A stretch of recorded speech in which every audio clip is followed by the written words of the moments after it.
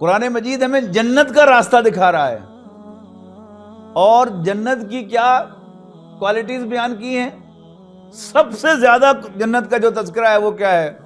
خالدین فیہا ہم فیہا خالدون، وہ ہمیشہ ہمیشہ اس میں رہیں گے، اس میں سے نکالے نہیں جائیں گے۔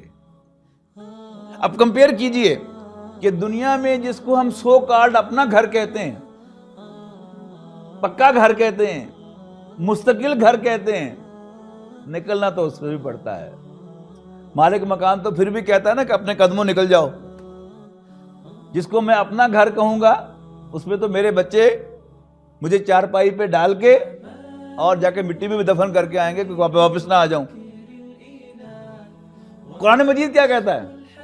آؤ تم میرے بندے بن جاؤ، میرے لیے کام کرو، میرے وفادار بن جاؤ، میں تمہیں گھر دوں گا، اس گھر میں سے تمہیں کوئی نہیں نکالے گا، آ جاؤ۔ پھر مزید کیا تعریف کرتا ہے کہ وہ گھر باغیچوں میں گھرا ہوا ہوگا، جنات تجری من تحتہا الانہار،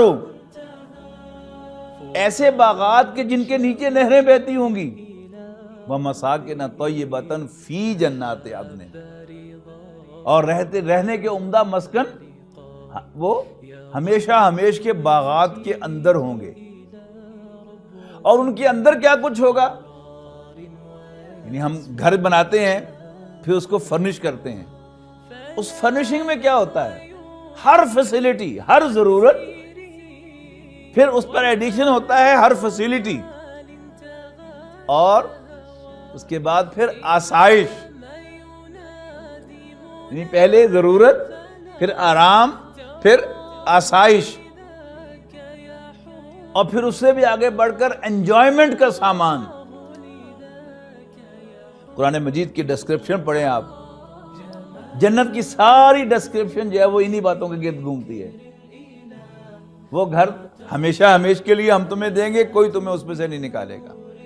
وہ باغیچوں میں گھرا ہوا ہوگا، نیچے نہریں بہ رہی ہوں گی، اور وَلَكُمْ فِيهَا مَا تَشْتَهِي أَنفُسُكُمْ،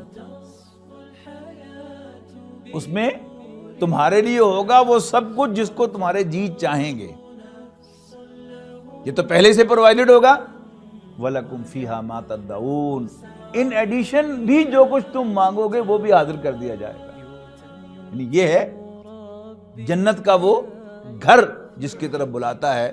تو پھر ہمارا جو کنفیوژن پیدا ہوا تھا دور ہو گیا الحمدللہ، کہ قرآن مجید جو ہے وہ ہمارے لیے ہدایت ہے اور مکمل ہدایت ہے، ہمیں اس گھر کا راستہ بتا رہا ہے۔ اس دنیا میں ہماری ساری جد و جہد، یعنی میں نے وہ ملازم آدمی کی مثال دی آپ کو، باقیوں کو بھی دیکھ لیں۔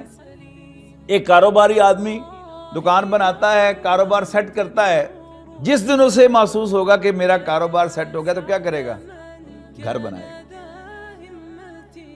انڈسٹریلسٹ بھی لے دے کر گھر ہی بناتا ہے۔ یہ علیحدہ بات ہے کہ کوئی 4 مرلے کے گھر کو گھر سمجھتا ہے اور کوئی 4 ایکڑ کے گھر کو جا کے گھر سمجھتا ہے، ہوتا گھر ہی ہے لے دے کر، ہے نا؟ اور پھر وہ ساری کی ساری جو فیسیلیٹیز ہیں اس کے اندر انسان اپنے وسائل کے اندر رہتے ہوئے پرووائڈ کرتا ہے۔ تو معلوم ہوا کہ اصل انسان نے لے دے کے بنانا گھر ہی ہے۔ لطیفہ ایک یاد آ گیا، ایک نوجوان کہیں لیٹا ہوا تھا، آرام کر رہا تھا، تو کوئی بزرگ ناسے قسم کے گزرے وہاں سے، ارے میں کیا کر رہے ہو؟ انہوں نے کہا جی آرام کر رہا ہوں۔ نہیں کام کیا کرو۔ انہوں نے کہا کیا کام کروں؟ کوئی چھابڑی لگا لو۔ انہوں نے کہا پھر کیا کروں؟ پھر 4 پیسے ہو جائیں کھوکھا لگا لینا، کارنر شاپ بنا لینا۔ کہ پھر کیا کروں؟ پھر دکان بنانا۔ پھر کیا کروں؟ ایک اور دکان بنانا۔ پھر کیا کروں؟ پھر ایک گھر بنانا۔ پھر کیا کروں؟ پھر آرام کرنا۔ انہوں نے کہا آرام ہی تو کر رہا ہوں، اتنا لمبا چکر کاٹ کے جو آرام کرنا ہے، آرام ہی تو کر رہا ہوں۔ تو ہم گھوم گھما کے آ گئے کس پر؟ گھر پر۔